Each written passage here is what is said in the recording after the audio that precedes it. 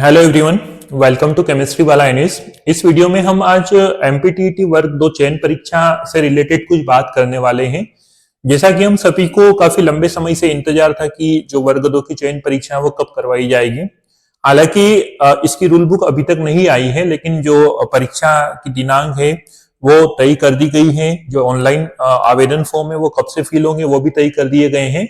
लेकिन इसमें एक मेन बात जो है वो आरक्षण को लेकर है कि अतिथि शिक्षक को 50% आरक्षण दिया है, महिलाओं को 50% आरक्षण दिया है, तो बाकी लोगों के लिए कितनी सीट होगी उसके बारे में हमको बात करनी है। कितनी पोस्ट है, कितने पद आए हैं। तो सबसे पहले हम देखते हैं जो ऑनलाइन आवेदन तिथि इस एग्जाम की। ऑनलाइन आवेदन तिथि में बोला गया है कि 28 जनवरी से इसके फॉर्म स्टार्ट हो जाएंगे, मतलब 28 जनवरी से हम इसके फॉर्म फिल कर सकते हैं।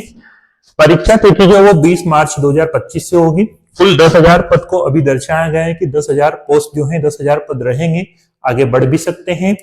उसके बाद में जो एग्जाम टाइम ड्यूरेशन दिया गया है, इसमें बहुत अच्छी चीज इसमें बताई गई है कि जो एग्जाम टाइम ड्यूरेशन है वो 2 घंटे का रहेगा। इससे कहीं ना कहीं हमको पता चल रहा है कि हो सकता है कि हमारा जो पेपर हो चयन परीक्षा का, जैसा कि वर्ग 1 में चयन परीक्षा का जो पेपर हुआ था वो 100 नंबर का हुआ था और पात्रता में 150 का हुआ था। सेम हमारे इसमें भी वर्ग 2 में जो पात्रता परीक्षा हुई थी वो 150 नंबर की हुई थी। अब हो सकता है कि हमारी जो चयन परीक्षा वो समय को देखते हुए हम बोल सकते हैं कि 100 नंबर की हो, 120 नंबर की भी हो सकती है।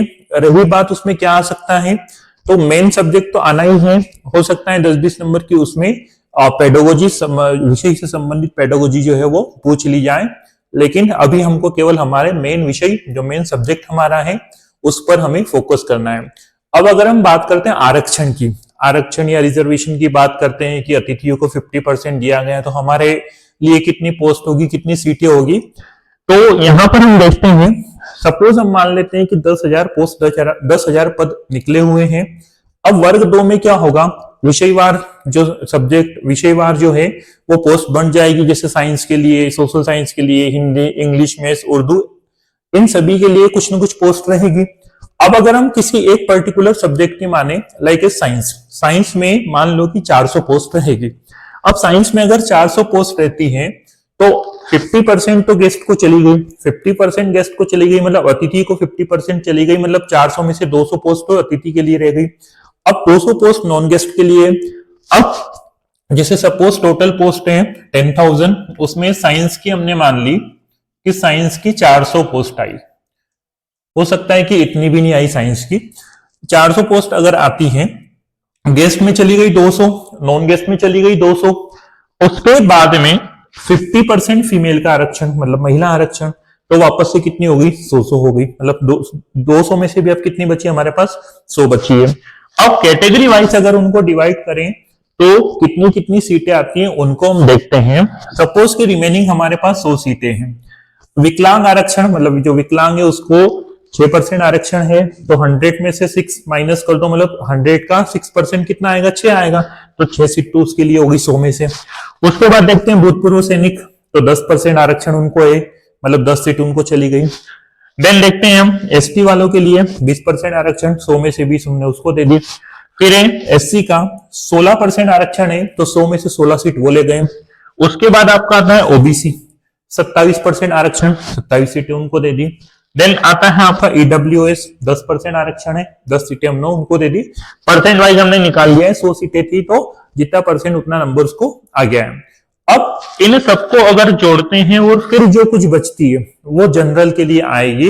मतलब हो सकता है कि जनरल के लिए 5, 7 या 10 पोस्ट आ जाए, 10 पोस्ट से ज्यादा इसमें नहीं आ रही है। अगर पोस्ट 400 हुई तो इससे भी कम हो सकती है, या किसी विषय में जैसे गणित में ज्यादा हो सकती है, इंग्लिश में ज्यादा हो सकती है। लेकिन अभी हम किसी पर्टिकुलर सब्जेक्ट की बात कर रहे हैं, अभी हमारे पास कोई आंकड़ा नहीं आया है पोस्ट का कि कितने सब्जेक्ट, कौन से सब्जेक्ट में कितनी पोस्ट रहेगी। हम एक अनुमानित संख्या मान रहे हैं। केवल मैं आपको आरक्षण बता रहा हूं कि आरक्षण किस तरीके से लागू किया जाएगा और कितनी पोस्ट किसके हिस्से में आएगी, मतलब किस कैटेगरी को कितनी पोस्ट जानी है। तो जनरल में इस हिसाब से अगर देखा जाए तो 10 पोस्ट रहनी है। तो आप अपनी तैयारी अच्छे से करें क्योंकि यहाँ पर बहुत ज्यादा कंपटीशन है और वर्ग 2 में ऑलरेडी काफी सारे कैंडिडेट्स हैं। तो आपकी जो प्रिपरेशन है वो अच्छे से होनी चाहिए। आप मॉडरेट लेवल से तो पढ़ ही रहे हैं, लेकिन थोड़ा हाई लेवल से भी पढ़िए क्योंकि बेसिक तो वर्ग 2 की पात्रता परीक्षा में हमने देख ही लिया है।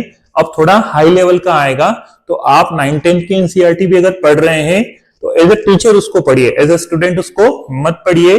किसी भी सब्जेक्ट का अगर आप प्रिपरेशन कर रहे हैं, मैथ्स हो, साइंस हो, इंग्लिश हो, मेरी शुभकामनाएं आपके साथ हैं। Thanks to all.